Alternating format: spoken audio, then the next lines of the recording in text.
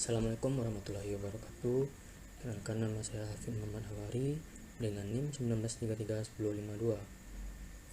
Kali ini saya akan menjelaskan tentang remote sensing satelit, networking teknologi, dan remote sensing sistem survei. Perencanaan dan penjadwalan misi otonomi. Perencanaan dan penjadwalan misi adalah suatu teknologi terpenting dalam jaringan satelit, dan itu adalah agen paling cerdas di konstelasi arsitektur perangkat lunak. Dibandingkan dengan satu satelit, kontrol multi satelit dapat konstelasi membutuhkan lebih banyak sumber daya yang kompleks, membatasi, dan karenanya membutuhkan lebih banyak model perencanaan dan penjadwalan dinamis. Arsitektur dan model koordinasi yang berbeda agen di jaringan satelit. Arsitektur konstelasi dan betapa perbedaannya agen dalam konstelasi berkomunikasi adalah hal lain pertanyaan. Itu karena biasanya setiap agen di konstelasi berbagai set tugas unik.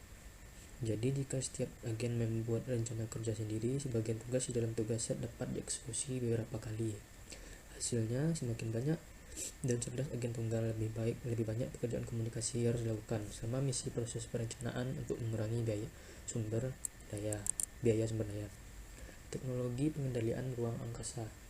Dalam aktivitas pengamatan bumi modern, penggunaan biasanya ingin mengumpulkan informasi dari data yang berbeda seperti satelit, detektor in situ, dan muatan dari UAFS. Dengan demikian, satelit pengamatan bumi berfungsi sebagai batu kunci dalam sistem besar yang terdiri dari banyak sensor. Jadi sistem harus disengaja dirancang untuk menawarkan antarmuka standar untuk semua aliran data penginderaan secara keseluruhan sistem. Sensor itu ada sensor web dan sensor di sensor web. Sensor web adalah proyek pengamatan bumi ditawarkan oleh NASA dan dijalankan oleh JPL GSFC. Ini bertujuan untuk memungkinkan para ilmuwan memiliki kendali yang lebih besar, observasi, pengukuran, dan pemantauan kompleks tentang fenomena alam.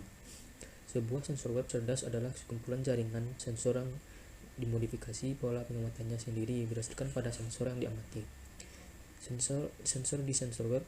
Berikut ini beberapa sensor di sensor web. Pertama, detektor sumber, banjir aqueduct, dan lain-lain seperti yang ada pada layar PowerPoint. Komponen utama dan fungsi sensor web. Lapisan pertama disebut sistem pelacak sains. Sistem ini mencakup antarmuka untuk data yang dikumpulkan oleh sensor dalam formatnya sendiri dan menghasilkan peringatan sains dari peristiwa sains yang sedang berlangsung, disebut saat gunung berapi aktif atau banjir. Kemudian peringatan ini dikirim kepada agen sains. Agen sains mengekstrak informasi, membentuk peringatan ini, dan menghasilkan sains standar acara. Kemudian mengirimkan agen sains acara ini ke database acara sains. TED-121 merupakan sebuah proyek yang ditawarkan oleh NASA dengan tujuan membangun sistem yang mengontrol dan menugaskan sekelompok mikrosatelit sebagai satu satelit virtual yang diselesaikan tugas pengamatan bumi yang rumit. Tujuannya yaitu untuk pemeliharaan formasi terbang otonom dan pengenalan 3 satelit dalam formasi non-linear. 2. Menyimpan sensor aperture untuk beberapa misi menggunakan bentuk gelombang inovatif dan pemrosesan sinyal. Simulasi tervalidasi dengan pemodelan kinerja untuk berbagai misi papan dan konfigurasi satelit untuk mendukung perdagangan arsitektur sistem di masa depan. Yang dibutuhkan studi masa depan. Meskipun jaringan satelit dan teknologi pencitraan jarak jauh telah mencapai beberapa tujuan utama selama tahun ini, masih banyak pekerjaan yang diperlukan mencapai konstelasi otonom. Beberapa dari karya tersebut cantum di bawah ini. Sebuah konstelasi dapat menggunakan muatan yang berbeda untuk merasakan target secara bersamaan. 2. Alat perencanaan dan penjadwalan yang lebih cerdas dapat mencapai otonomi on-board tingkat lebih tinggi untuk pelacakan target dan perencanaan ulang misi. 3. Algoritma analisa data lebih akurat untuk pemrosesan data on-board yang dapat mendeteksi sains yang sedang berlangsung lebih cepat. 4. Sistem kendali ruang darat yang lebih canggih yang memungkinkan penggangguan misi dan pengunduhan data melalui berbagai stasiun bumi sehingga pemanfaatannya lebih baik.